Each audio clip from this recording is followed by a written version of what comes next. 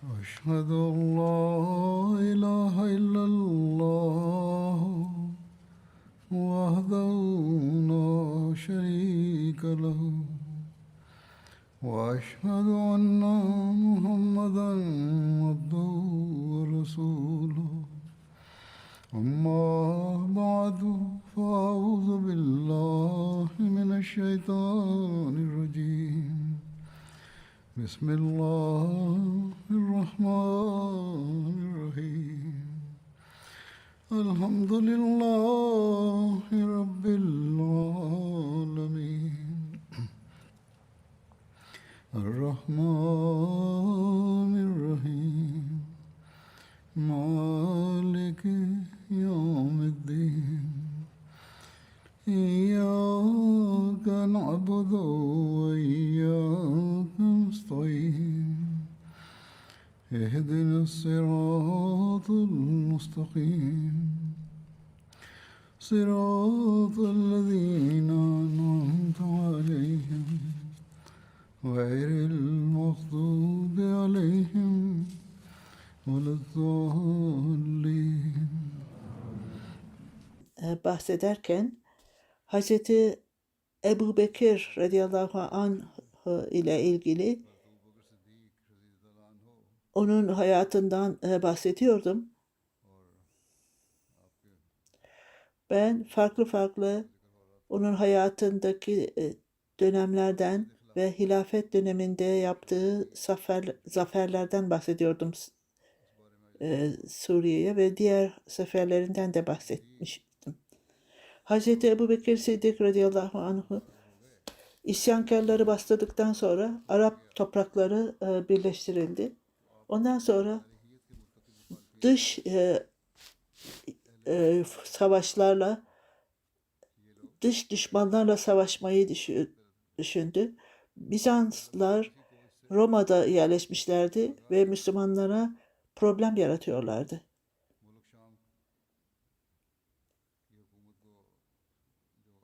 Bugünün Suriye'si o zaman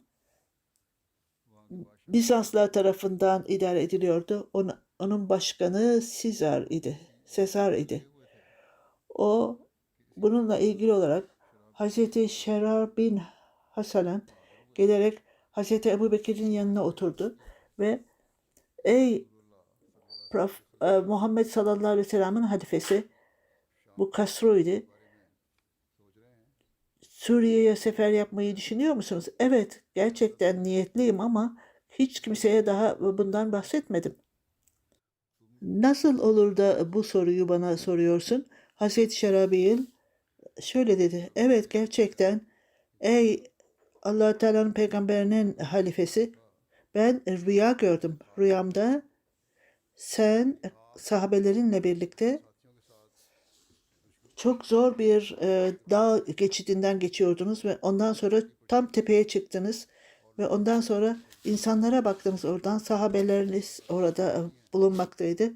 Ondan sonra çok daha rahat, yeşil, çiçekli ve suların olduğu bir yere geldiniz. Müslümanlara, putperestlere saldırın dedin. Ben size savaş ganimetleri ve zafer söz veriyorum. Onun üzerine Müslümanlar saldırdılar. Ve bu kasabanın, benim elimde bayrak vardı. Her türlü kasabaya gittim ve onlar benden emniyet istediler. Ve ondan sonra ben geriye geldim ve harika bir yere geldiniz ve o zaman size zafer verildi. Düşmanlar sizden anlaşma istediler ve size bir taht verildi. Oraya oturdunuz. Ve bir kişi size, Allah Teala size zafer verdi. Ve Allah Teala size destek verdi. Onun için Allah Teala'ya şükredin. Ve devamlı olarak Allah Teala'ya şükredin. O kişi Kur'an-ı Kerim'in ayetleri İza ca nasrullah ve fah ayten nase yutkununa fi dinillahi efvaca ve sahbi bihamdi rabbike ve estağfirhu innehu kana tevvaba. Hiç şüphesiz Allah Teala'nın zaferi geldiğinde Allah Teala'nın yardımı gelir ve zaferi görürsünüz ve Allah Teala'nın dinine grup grup insanlar girecektir ve Allah Teala'yı yüceleyin. Bu uzun bir rüya idi. Sahabeler ondan sonra ben o sahabe uyandım diyorum. Gözleriniz aydın olsun. Bu gördüğünüz rüya ile en iyisi gelecektir meydana. Ondan sonra Hazreti Ebubekir siz zaferi verdiniz ve benim ölümümü de bana bildirdiniz. Bunu duyunca Hazreti Ebubekir ağlamaya başladı ve bir yer var, bir zaman vardı. Bizler o dağa çıkardık rüyamızda ve bunun anlamı çok zorluklarla karşılaşacağız ve bu dağdaki zorlukluğun birçok sıkıntılar olacak demiştir. Bu sıkıntılardan geçtikten sonra rahatlığa edeceksiniz ve zafer ulaşacaksınız. Ta bu yeşil alana gelmenin anlamı oradaki suların olması ve ağaçların, çiçeklerin olması zorluklardan sonra kolaylık gelecektir demektir.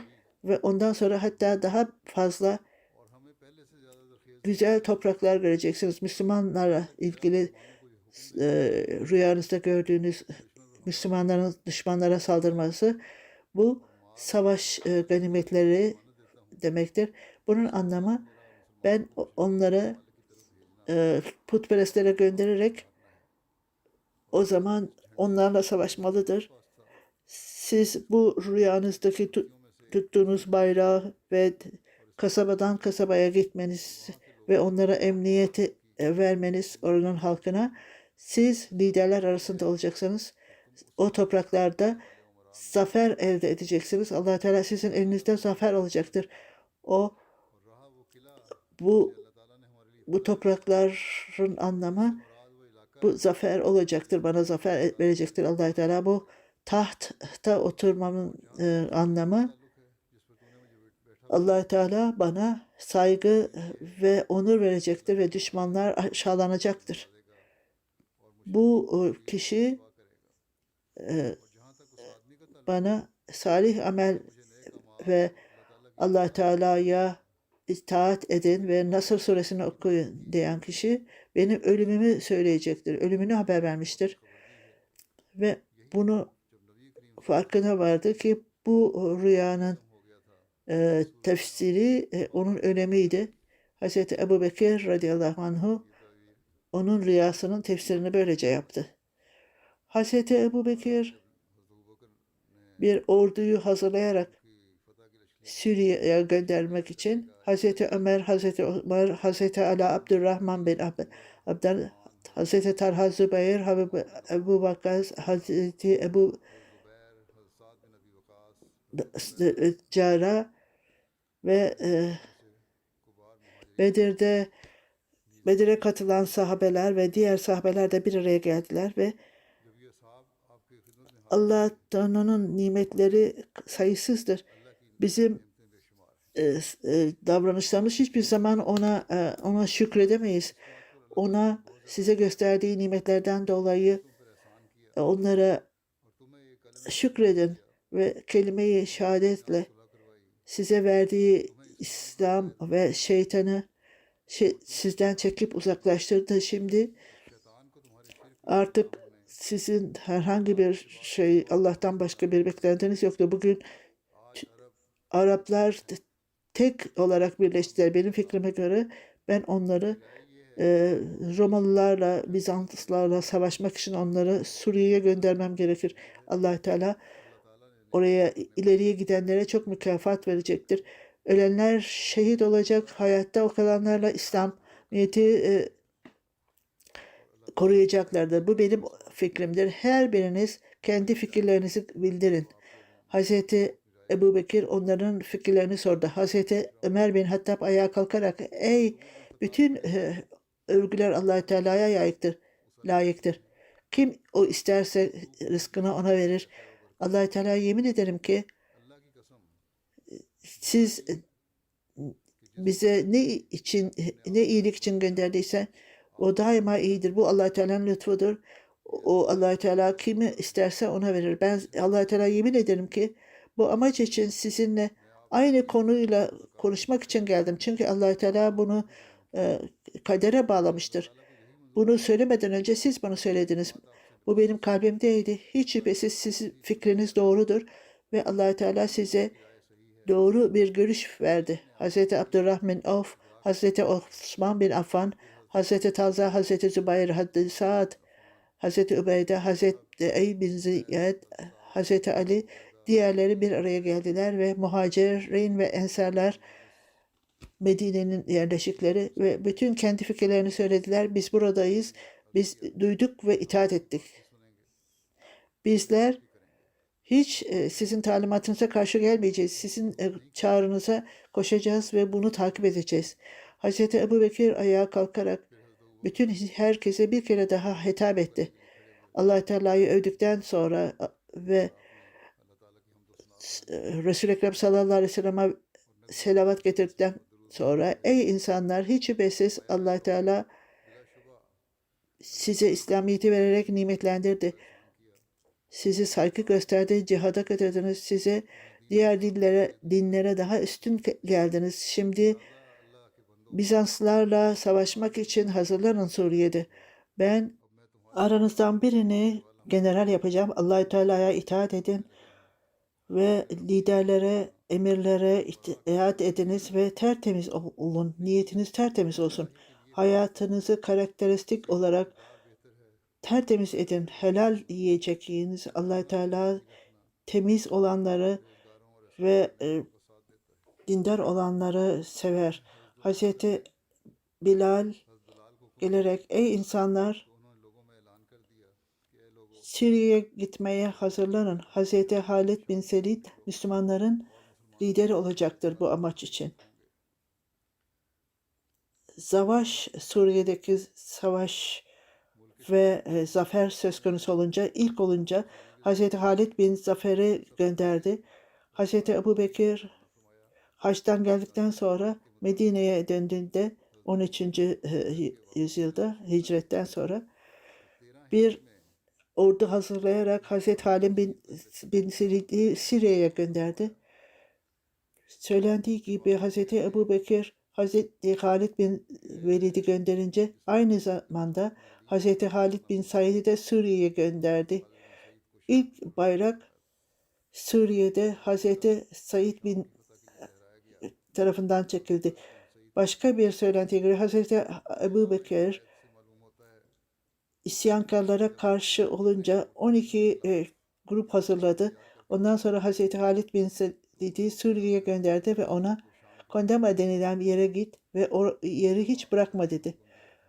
Etraftakilerine davet et ve sadece isyankar olmayanları davet et fakat sizinle savaşanlarla savaşın dedi. Benden talimat almadıkça Dema Suriye ile Medine arasında bilinen bir şehirdi. Hz. Ebu Bekir radıyallahu anh'ı Bizanslara karşı Medine'de oturanların dışında beraberce Müslümanları oradaki yerlerde topladı. Onlara cihadı emretti. Yemen halkına mektup yazdı. Bu mektubun şöyleydi. Allah Teala'nın peygamberinin halifesinden Yemen halkına Allah Teala'yı önünüzde uğurlarım, överim. Ondan başka ibadete layık yoktur. Allah Teala cihadı Müslümanlar için zorunlu kılmıştır. Ben ya çok küçük veya büyük bir hazırlık yapmam gerekir. Allah Teala Kur'an-ı Kerim'in ayeti kerimesinde Allah Teala yolunda gidiniz, gayret ediniz ve hem hayatınızla hem de malınızla savaşın. Bu cihat zorunludur. Allah Teala Müslümanlara Romalılara karşı hazırlanmasını istedik. Ey Allah Teala'nın kulları, bu itaati yerine getiriniz. Bu talimatı yerine getiriniz. Allah Teala'nın emrini ve Resul-i Ekrem sallallahu aleyhi ve sellem'in sünnetini yerine getiriniz. Ya şehit olacaksınız veya savaş ganimetlerini elde edeceksiniz. Allah Teala düşmanlara karşı savaşı durduranları sevmez. Allah Teala sizin dininizi koruyacaktır. Allah Teala sizin davranışlarını kalbinizi arındırsın ve size sabır versin. Allah Teala size mücahitlerin e, sevabını versin. Hazreti Ebu Bekir, Hazreti Enis bin Malik'in eliyle Yemen'e gönderdi. Bu her kasabada, her evde bu mektubu okudu Hazreti Ebu Bekir mektubunu ve bunu okuduğumu bitirince bütün övgüler Allah Teala'ya aittir. Şehadet ederim ki ibadette layık yoktur. Muhammed sallallahu aleyhi ve sellem onun peygamberidir dedim ve ben size halife, peygamberin halifesinin mektubunu getirdim. Müslümanlar bu durumda bütün bu orduya katılsınlar.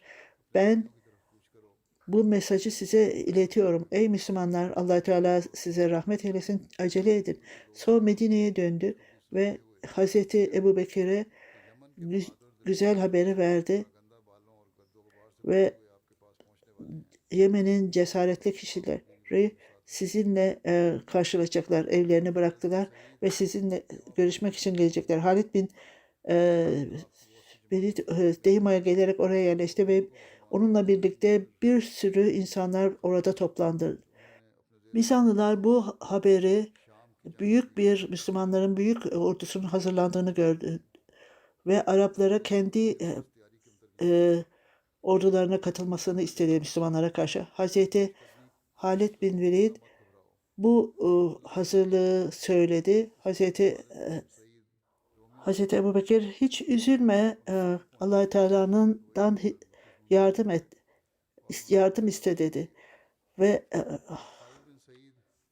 Halid bin Said Bizanslılara doğru gitti ve onlar çekildiler ve Hazreti Halid bin Said o pozisyonu aldı ve insanların çoğu kendisiyle beraberdi ve Müslüman oldular. Hazreti Halid bütün insanları alarak ilerledi ve orada bir kamp kurdu ve Bizanslı Hristiyan bir papaz geldi saldırmak için. Halid bin Said onu yendi ve ordudaki birçok kişiyi öldürdü.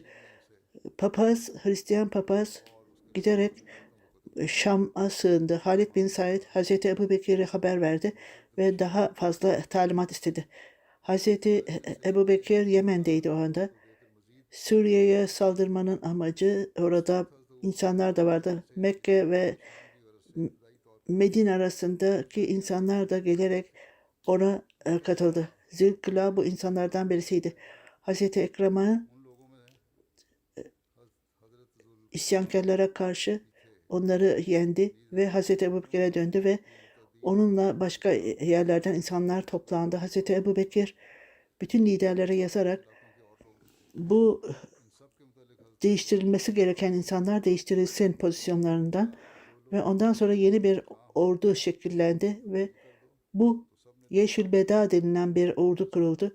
Bu ordular Halid bin Said'e geldi. Hazreti Ebu Bekir'den sonra insanlar Suriye'de savaşmak için tutuldu. Hazreti Ebu Bekir, Hazreti Halid bin Said'i gönderdi. Halid'e gönderdi. Halid bin Said'e gittiğinde ona Medine'nin halkı huzursuzdur kardeşlerine yardım etmek için Hazreti Ebu Bekir savaş için bir ordu göndermektedir. Hazreti Said mutluluğunu saklayamadı bunu duyunca ve o zaferi kendisi kazansın diye daha da orduyu saldırdı Behan tarafından. Hazreti Halid bin Said ondan sonra Bizans ordusuna saldırmaya başladı. Hazreti Ebubekir'in talimatını göz ardı etti ki o düşmanlar size fazla ilerlemeyin, düşmanlar size arkadan saldırmasın talimatını göz ardı etti. Arkasındaki yerlere göz ardı etti ve Bahan Damaskus'a gitti. Bahan esas olarak kandırarak güya çekilmiyor gibi yaptı. Fakat Müslümanları arkadan sardı. Hazreti Ebubekir onu uyarmıştı bu tehditte. Fakat zaferi elde etsin diye Hazreti Halid bin Zeyd, Hazreti Ebubekir'in talimatını uymadı. Daha ileriye gitti. Hazreti Halid bin Zeyd düşmanların sınırına girdi. O aynı zamanda Hazreti Velid Utba'nın dışında Hazreti Ulgula, Hazreti Ekrem'a da oradaydı. Orada Halid bin Said beraberce bir araya geldiler ve yolu kapattılar. Hazreti Halid bunu bilmiyordu. Bahan'dan sonra Hazreti Ali Said'in oğlu onu su ararken buldu ve bütün bu Müslümanları öldürdü oradakileri. Hazreti Halid bin Said bunu bildiğinde oğlu sahabelerin öldürüldüğünü duyunca ondan sonra geriye çekildi. Savaşacağına arkada bıraktı onları. Birçok sahabeler develere bindiler ve oradan ayrıldılar. Hazreti Halid yenildi. Hazreti Ekrem'a pozisyondan gitmedi ve Müslümanları orada tuttu. Merhaba Mekke ile Medine arasında Medine'den birkaç mil uzaktı. Hazreti Ekrem'e Bahan'ı aldı ve ordusunu da aldı. O Hazreti Halid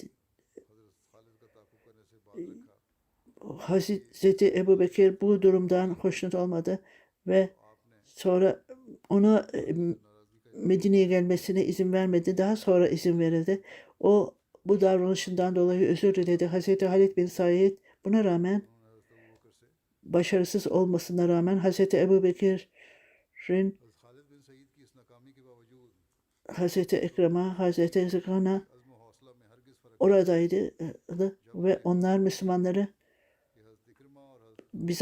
Bizantlıların elinden kaçmasını duydu. Hazreti Ebubekir bunu onları daha desteklemek için hemen 4 grup hazırladı Suriye'ye göndermek için. Bunların detayları şöyledir. İlki Yezid bin Ebu Süfyan'ın liderliğindeydi. O Hazreti Muaviye'nin kardeşiydi. O çok mükemmel bir kişiydi. 4 grup arasından birisi. İlk önce o Suriye'ye gitti. Hazreti Ebubekir radıyallahu Hazreti Yezid bin Ebu Süfyan'ı lider yaptı. Onun sorumluluğu altında Şam, Magidin ve orada zafer elde et ve diğer 3 grup da size yardım edecektir. Bu 3000 kişiydi asker sorcusu. Hazreti Ebubekir daha güç ve ekipman gönderdi. Onlar 7000 kişiydi Ebu Süfyan'dan. Mekke arasında Süheyl bin Amer de oradaydı Mekke'den.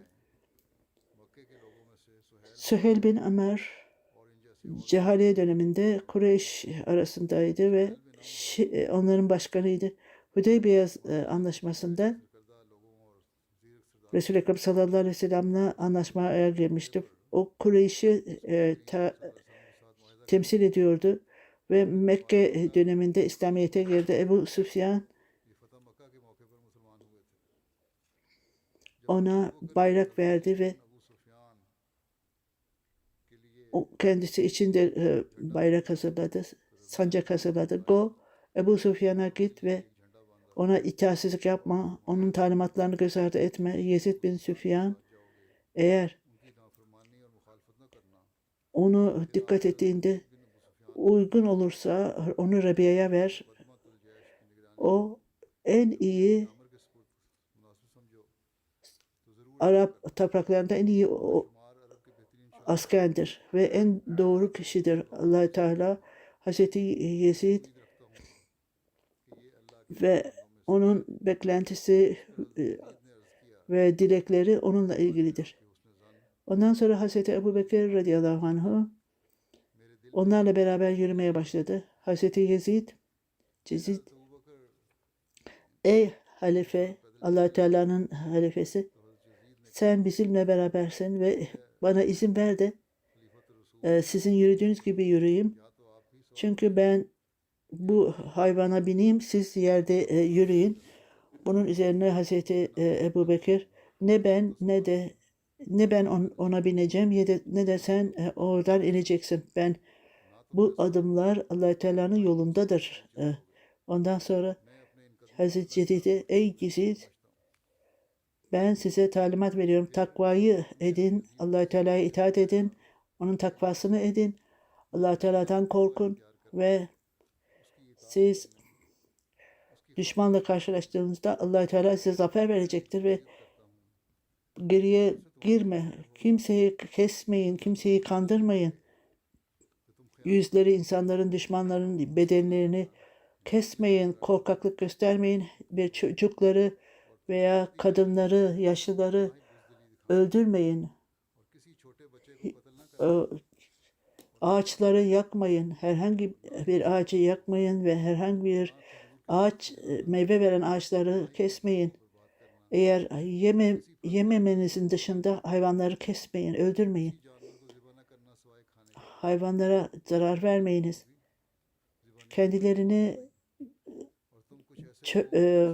kiliseye adayanlara, din için adayanlara, onları monksları, papazları, onlara zarar vermeyiniz.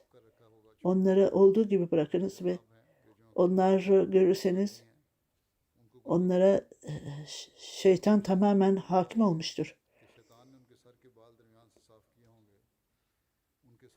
Bir hadise göre siz böyle kişileri göreceksiniz ki onlar saçlarını ortadan tıraş ederler ve sadece başlarının kenarında saç bırakırlar.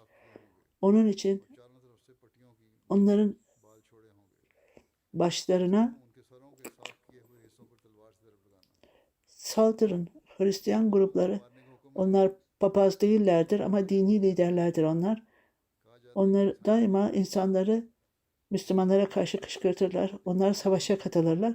Onun için Hazreti Ebubekir onlar papazlar arasında papazlara zarar verme. Esas olarak savaşa katılanlara savaşın onlar bölümüdür ve Müslümanlara karşı onlar kışkırtırlar insanları. Onlara savaşın. Çünkü onlar savaşın bir parçasıdır. Savaşa kışkırtırlar insanları. Ve onlarla savaşın. Ta ki onlar İslamiyet'e gelinceye kadar savaşın veya cizye vereceklerdir. Allah Teala'ya yardım edenlere Allah Teala da yardım edecektir. Size selam verenlere Allah Teala'nın yolunda sizi bırakıyorum. Bu zamanda başka bir hidayet daha verilmiştir. Hazreti Ebubekir Yezid bin Süfyan'a şöyle demiştir. Ben size bir koruyucu yapmaktayım. Çünkü sizi denemek istiyorum. Sizin deneylerinizi denemek istiyorum. Eğer siz mükemmel olarak görevini yerine getirirse sorumluluk vereceğim. Size daha ilerleme sağlayacağım. Eğer bunu doğru dürüst yapamazsanız size başka bir yere göndereceğim. Ve o zaman Allah Teala'nın ipine sarılın ki çünkü o sizi içeriden gördüğü gibi dışarıdan da görmektedir Allah Teala. Onun için Allah Teala'nın yolunda size ona yakın olanlar Allah Teala arkadaşların en iyi şartlarını yerine getirirler. Allah Teala'nın yakın arkadaşı olanlar davranışlarıyla Allah Teala'nın rızasını kazanırlar. Ben sizi Halid bin Said'in yerine atıyorum. Kendinizi cahillerden koruyunuz. Allah Teala böyle insanlardan hoşlanmaz. Onlar bu orduyla karşılaştırdığınızda onlara nazik davranınız, onlara iyilik gösterin. Onlara eğitim verin, onlarla uzun konuşmayınız. Çünkü uzun konuşursanız unuturlar onlar size ne söylediğinizi. Onlara kısa tavsiyelerde bulununuz. Önce kendinizi düzeltin. iyi ahlaklı olursanız onlar otomatik olarak başkaları da iyileşecek, iyi olacaklardır. Namazlarınızı zamanda kılınız ve doğru dürüst kılınız. Düşmanların bir elçisi size geldiğinde onlara saygı gösteriniz. Onlara saygı gösterin, onlara uzun süre kaldırmayın. Sizinle beraber uzun süre kalmasınlar. Çünkü sizinle ilgili bilgi alırlar. Bunda da hikmet vardır. Onlara uzun süre kalmasını istemeyiniz. Çünkü daha sizin ordunuzla ilgili haberler alırlar. Yazık sizin eksikliklerinizi görmesinler. Onlara fazla bilgi vermeyiniz. Orduyu bir tarafta bırakınız. Onlarla direkt olarak konuştuğunda gizliliklerinizi açıklamayınız. Aksi halde kendi stratejinizi bozarsanız bir kişiye danıştığınızda daima gerçeği söyleyiniz ve daima gerçeği alınız.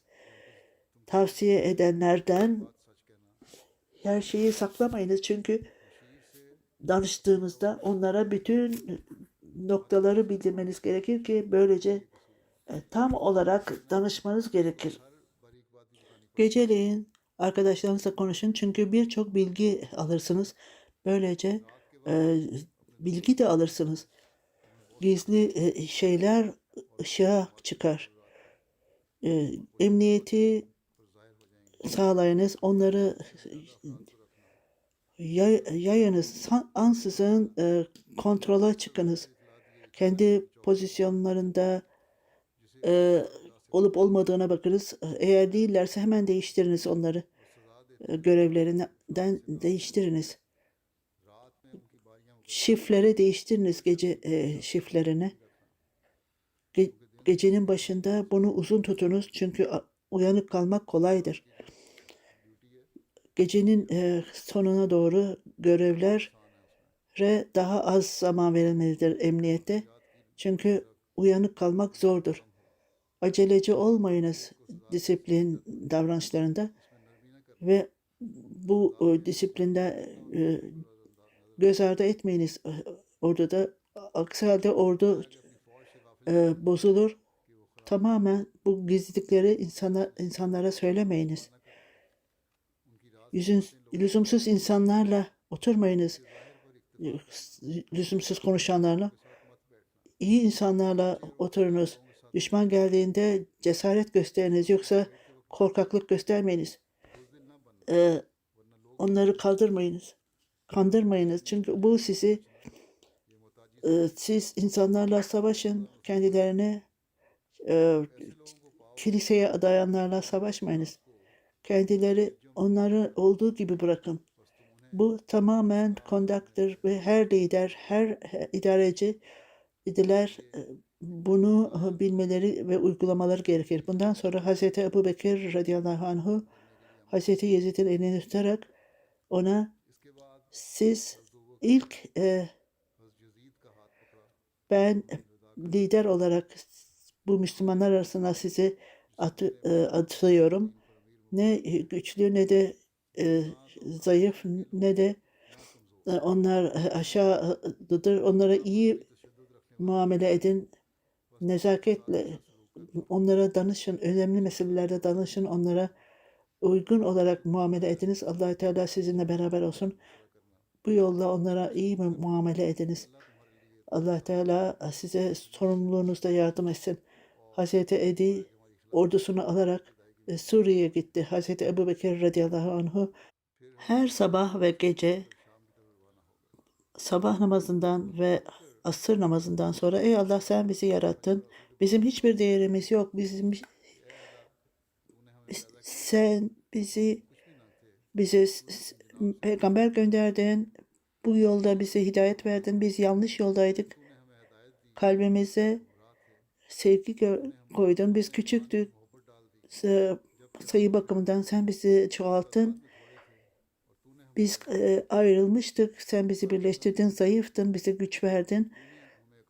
Ve bize cihadı zorunlu kıldın. Bize talimat verdin. Dinsizlerle savaşmak için. Ta ki onlar kelime-i şehadet getirinceye kadar veya cizye verecekler veya ey Allah'ım Ya onlar Müslüman olacaklar, eğer Müslüman olmazlarsa cizye versinler. Ey Allah'ım, bizler senden cihat için, ey Allah, senden başka ibadete layık yoktur. Yanlış şeyler söyleyenler yanlıştır. Ey Allah, düşmanlara karşı kullarını destekle. Öyle güzel destekle ki cesaret ver onlara. Onlar o omuzlarını destekle. Düşmanlarını yensinler. Onlar düşmanlara karşı korku yaratsınlar. Ve evlerinde, topraklarında onları biz onlara sahip olalım. Bizlere senin nimetlerine sahip olalım. Bizleri sana şükredenler, inanan kadın ve erkekleri affeyle. Müslüman kadın ve Müslüman erkekleri, ölmüş olanları ve hayatta olanları affeyle. Bizlere bu hayatta ve gelecek hayatta sebat göster. Hiç şüphesiz Allah Teala rahmet edendir ve müminlere nimet verendir. İkinci ordu Şerab bin Hasane'nin babası Abdullah bin Muta, annesi Hasana'ydı. O Abu Abdullah'la ilişkisi vardı. Hazreti Şerab'in babası çocukken vefat etmişti. Onu annesi Hasana büyüttü. Onun için Şerabil bin Hasana denilir. Hazreti Aşabe ilk İslamiyet'e girenler arasındadır. Ordusunun başkanıydı. Hicretten sonra vefat etti. Hazreti Ebu Bekir, Ebu Südyan 3 gün sonra gittikten sonra ona Hazreti Şerabi'ye güle güle dedi. Yezid'e verdiğim talimatı duydun mu? Evet duydum dedi. Ben duydum. Bunun üzerine Hazreti Ebu Bekir, ben ayrıca aynı hidayeti, aynı talimatı veriyorum sana. Aynı şeyi tavsiye ediyorum. Hazreti Yezid'e söylemediğim bir şeyi sana söyleyeceğim. Namazlarını zamanınızda kılınız. Öylesine ta ki savaşta zaferi kazanıncaya kadar kararlı olun veya şehit olun. Daima hastaları ziyaret edin veya cenazeye katılın. Yezid, Hazreti Cerabil, bu Yezid aynı karaktere sahiptir. O Suriye'ye gitmeden önce bunları yapıyordu. Şimdi Hazreti Cerabil, biz Allah Teala'dan medet isteriz. Allah Teala bundan sonra onun ordusu 3.000-4.000 kişiydi. Suriye'ye gitti. Tabuk Melka'ya git dedi. Oradan Basra'dan gideceğin yere git dedi. Son gidecek yere. Basra Suriye'de büyük bir bilinen şehirdir. Hazret Şeraber Burkan'a gitti. Orada savaş yoktu orada. Bulka ayrıca Suriye'deydi o da.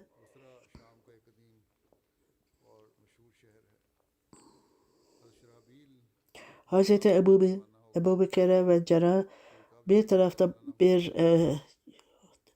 tabur, diğer tarafta da başka bir tabur Balkan'a gitti. Basra'ya inince onu sardılar, zafere ulaşmadılar. Çünkü Bizanslılar çok güçlü bir merkezde orası. Hazreti Ebu bin Cerrah'a Amr bin Abdullah da onun yanında. Babası Abdullah bin Cerrah idi. Hazreti Ebu Bekir'le onun ilişkisi büyük babası Cerrah ile ilgiliydi. O Resul-i Ekrem sallallahu aleyhi ve sellem'in Aşra Mübaşşer'de 10 kişinin cennete gideceği bir kişi olarak haber vermişti. Üçüncü Suriye'ye gönderen Hazreti Ebu Bekir'in gönderdiği Hazreti Ebu Ubeyde'ydi onun ordunun başında. O Humus'a gönderildi. Humus de Suriye'ye yakın bir şehir. Çok büyük bir şehirdi. Hazreti Ebu Ubeyde 77 bin ordusu vardı. Onun ordusu 3 veya 4 bin. Hazreti Ebu Ubeyde yolda Balka'ya yakın bu Tent kasabasıydı. Orada insanlarla savaştı ve bunun üzerine anlaşmaya varıldı. İlk anlaşmada Suriye'de yapılan ilk anlaşmadır. Hazreti Ebu Bekir, Hazreti Ebu Bekir, Kays bin Ubare'yi ona katılması için gönderdi. Hazreti Ebu Bekir, Hazreti Ubeyde'ye talimat vererek büyük Arapların en büyük komandanı arasındadır. Onun fikri Müslümanlar büyük tavsiyeden ayrılamaz. Hazreti Ebu Bekir'e gidecekti. Ona saygı gösterin. Onun tavsiyesinden ayrılmadığınızı ona hissedin. Ondan iyilik alın. Düşmanlardan Hazreti Ebu Ubeyde oradan ayrıldı. Hazreti Ebu Bekir Kays bin Ubare'yi çağırarak Ebu Ubeyde, ben sizi emir-i ümmete gönderiyorum. Eğer ona kötü davranan olursa onu affeyle. Eğer onunla ayrılırsanız onları kendinize bağlayın. Müminlere çok merhametleri düşmanlara çok serttir. Onların talimatına karşı gelme. Ben tavsiyede bulunuyorum.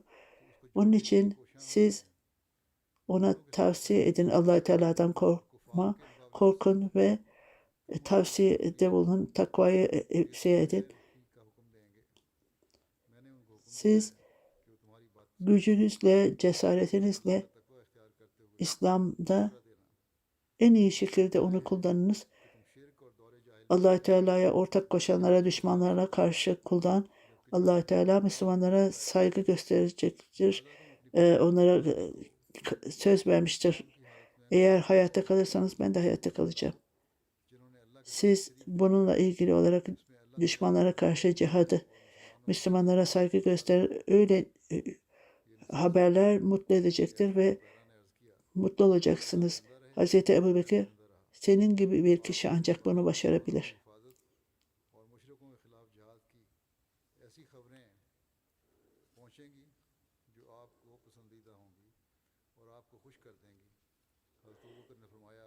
Sahabeler bu sözleri yerine getirdiler. Ben bu detayları gelecekte devam edeceğim diyor huzur. Bu zamanda size bir şehadetten bahsedeceğim. Nesir Ahmet Bey, Abdülgani sahibin oğlu. O Darülrahmet Şerki'de Rabbah'ta yaşıyordu. 12 Ağustos'ta bir kişi onu bıçakladı ve onu şehadet etti. İnna lillahi ve inna ileyhi raciun. Bunun detayları Nesir Ahmet sahip otobüs durağında bir arkadaşıyla konuşuyordu. Bir fanatik geldi, Hasan. Sen Ahmedi misin dedi. Nesir Ahmet, evet Ahmediyetle ilgim vardır dedi. Ahmediye Müslüman cemaatine. Bunun üzerine o düşman sloganlar atmaya başladı. Elinden bir bıçak aldı ve bağırmaya başladı. Devamlı onu bıçaklamaya başladı. Çok kısa bir sürede o kadar çok onu bıçakladı ki o öldü. Her neyse şehit oldu. Bu devamlı bıçaklanmadan dolayı vefat etti. 62 yaşındaydı. şehadetinde katil ifadesinde şöyle söyledi. Benim hiçbir pişmanlığım yok. Başka bir fırsatım olsa bunu yapmaktan hiç çekinmem. Bütün bunlarda bir iki dakika içerisinde meydana geldi. Söylendiğine göre 2-3 ay hastaneye gönderildi. Fakat Allah Teala'nın e, kararı verilmişti ve o şehit oldu. Şehidin ailesinde Ahmediye baba dedesinden gelmişti. Fray Pusiyalkot'ta. O ikinci halife zamanında biat etti. İlkokuldan sonra babasının toprağında çalışmaya başladı. 10 yıl sonra Malezya'da ve diğer ülkelerde çalıştı. Pakistan'a döndü sonra. 10 yıl sonra Sialkot'tan Mağrubah'a geldi. O bugünlerde emekli ve hasta, kalp hastasıydı. Ahmediye cemaatine çok hizmet etmekte ve farklı farklı Meclis Ensarullah'da hizmet etmekte idi. Birçok nitelikleri var ve daima yardım eder, fakirlere, yetimlere yardım eder. Ayrıca camiyi temizlemek için özel özen gösterirdi. Çok güvenilir bir kişiydi, çok cesaretli ve dostça bir kişiydi. Bacağındaki yaradan dolayı zor yürürdü. Gece herhangi bir iş için, emniyet veya başka bir şey, security için çağırırsa hemen gelirdi. Devamlı cuma hutbesini dinler. Özellikle namaz için özel olarak kim namaz kılıyor diye dikkat ederdi. Hilafete çok arzusu, çok bağlılığı vardı. Sabah namazından sonra 1 saat Kur'an-ı Kerim dinlerdi ve her gün Behişt-i Makar'a giderek orada dua ederdi. Ahmediye cemaatinin o bölgedeki sadırı kim onu çağırırsa hemen giderdi. Hiçbir zaman benim ricamı geri çevirmez. Kızı mübareke sahibi ölümünden birkaç önce bir rüya gördü. Bir grup insan,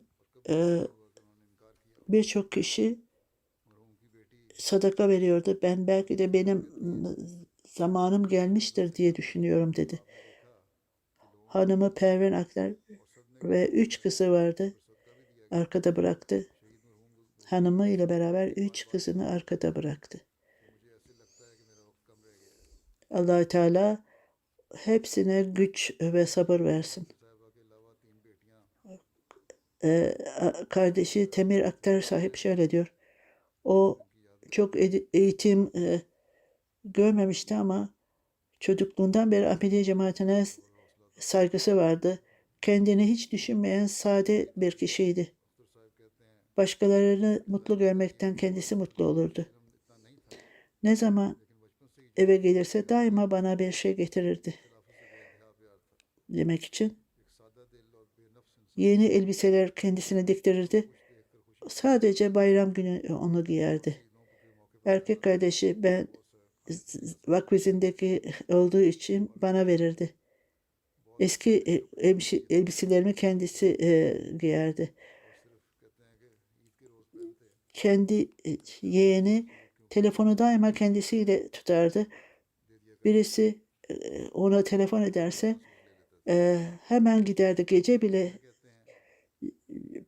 telefonuna cevap verir ve gider hemen orada hizmet ederdi.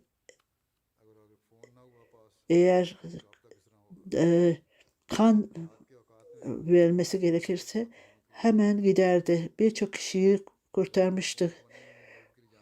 Kalp hastası olmasına rağmen hiç buna dikkat etmezdi. Başkalarının sağlığına kendisinden daha fazla dikkat ederdi. Allah Teala onun makamını yükseltirsin ve Allah Teala cennette ona yüce makam versin ve ayrıca Arkada bırakanlara da yardımcı olsun. Onların inşallah onun cenaze namazını, gayip cenaze namazını cuma namazından sonra kılacağım.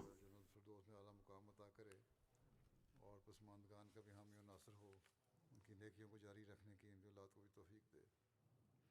नमाज के बाद मैं इंशाल्लाह जनाजा गायब भी पढ़ाऊँगा इनका।